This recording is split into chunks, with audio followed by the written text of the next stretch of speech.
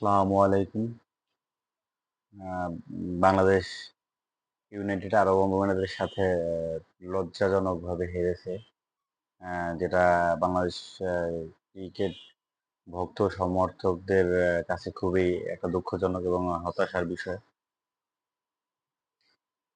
আ ১ম ম্যাচটা বাংলাদেশ কিন্তু ভালোভাবে জিতে নিয়েছিল। ২য় ম্যাচে হেরেছে এবং ২য় ম্যাচ হারার পরে বাংলাদেশ ক্রিকেট বোর্ড এবং আরব আমিরাতের ক্রিকেট বোর্ড তারা কিন্তু একটা অ্যাডিশনাল ম্যাচ বাড়িয়ে নিয়েছেন এবং সেই ম্যাচ বাংলাদেশ কিন্তু হেরে গিয়েছে। আ আরব আমিরাত এই ম্যাচটি জিতে তারা কিন্তু সিরিজটি তাদের করে নিয়েছেন। এই ম্যাচে প্লেয়ার অফ দ্য ম্যাচ হয়েছেন আরব আমিরাতের আলিশান এবং a player of the series হয়েছেন উম ওয়াসিম।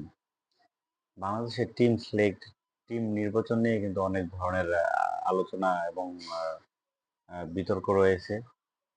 শেখ মাহাদিকে আপনাকে নাম্বার ৫ এ খেলাচ্ছেন। যেখানে বাংলাদেশের মিডল অর্ডারে বর্তমানে একটা বড় ধরনের সমস্যা।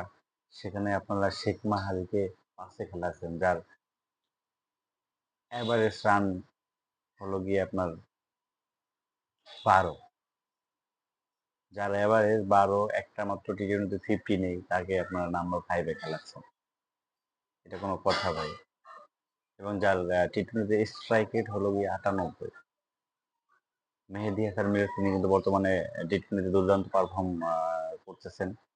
আ বাংলাদেশ বিপিএল এর লাস্ট যে বিপিএল হয়েছে সেখানে তিনি প্লেয়ার অফ দ্য সিরিজ হয়েছেন। ভালো বোলিং করেছেন, ভালো ব্যাটিং করেছেন।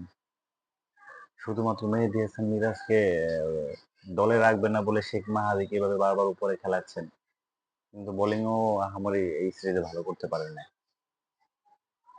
৪ ওভার বল করে তিনি ৩৬ রান দিয়েছেন। মার খাওয়ার ভয়ে, পিটানি খাওয়ার ভয়ে লিটন কুমার দাস তিনি কিন্তু ৪ ওভার আগেই শেষ করে নিয়েছেন তার। সেদিকে সে গণপিটুনি খাবে, তার আগেই কিন্তু তার ৪ ওভার শেষ করে দিয়েছে। এবং আমাদের ক্যাপ্টেন লিটন কুমার দাস যিনি স্কোয়াডে থাকার যোগ্য না, অথবা স্কোয়াডে থাকলেও একাদশে থাকার মানে যোগ্য না, তিনি বাংলাদেশ টি-টোয়েন্টিতে তিনি ক্যাপ্টেন। লাস্ট ১৫-২০ টার উপরে ইনিংসে কিন্তু কোনো 50 নেই। যার স্ট্রাইক রেট নিয়ে অনেক সমালোচনা রয়েছে। এবং এই সিরিজে তিনি কি খেললেন?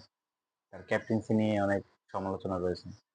এবং কালকে আ ম্যাচটা যখন একবার বাংলাদেশের দিকে, একবার আরব আমিরাতের দিকে ঘুরতেছিল, তখন আ রিশাদের ওভারে কিন্তু আলিশানের ক্যাচ ড্রপ করেছেন তানজিদ হাসান তামিম। হয়তোবা ওই ক্যাচটা তখন তালুবন্দি করতে পারলে খেলাটা মোর অন্যরকম হতে পারত। যাই হোক দুর্ভাগ্যবশত কাজটা একটু কঠিনই ছিল। আ কিন্তু ওই ক্যাচটা ড্রপ হওয়ার পরেই কিন্তু ওই ওভার থেকে অনেকগুলো রান চলে এসেছে। ৩ টা ছক্কা হয়। আ প্রায় ২০-২১ রানের মতো ওই ওভারটিতে হয়েছে পরে। ওই ওভারটাই খেলার একটা টার্নিং পয়েন্ট ছিল। হয়তোবা ক্যাচটা ধরতে পারলে ম্যাচটা বাংলাদেশের ফেভারে চলে আসতো। যেই ইউনাইটেড আরব আমিরাতের টিমের প্লেয়াররা একেক দেশ থেকে এসে খেলতেছেন। একেক দেশ থেকে এসে নাগরিকত্ব নিয়ে তারপর কিন্তু তাদের টিমে খেলতেছেন। এরকম একটা টিমের সাথে যদি আপনারা এইভাবে হারেন, এই প্রশ্নের কোনো জবাব আছে বলেন? আপনার ক্রিকেট খেলা ছেড়ে দিয়ে আপনারা অন্য কিছু করেন ভাই। এই বাংলাদেশের ১৮-২০ কোটি মানুষের মন নিয়ে আপনারা ছেলে খেলা কইরেন। আপনারা যা করতেছেন বিগত কয়েক বছর ধরে সেটা মোটেই ভালো করতেছেন না।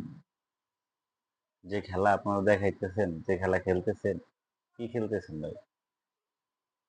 আপনাদের থেকে বর্তমানে পাড়ার ছেলেপেলেরাও ভালো ক্রিকেট খেলে। আমার মনে হয় যে রান আপনারা করতেছেন আরব আমিরাতের সাথে, পাড়ার ১১ জন ক্রিকেটার নামাই দিলে এর থেকে ভালো করত। কি বলবো আপনারা আসলে এখন লেজ কাটা শিয়ালের মতো হয়ে গেছে। কোন কিছু বলার নাই আর আপনার।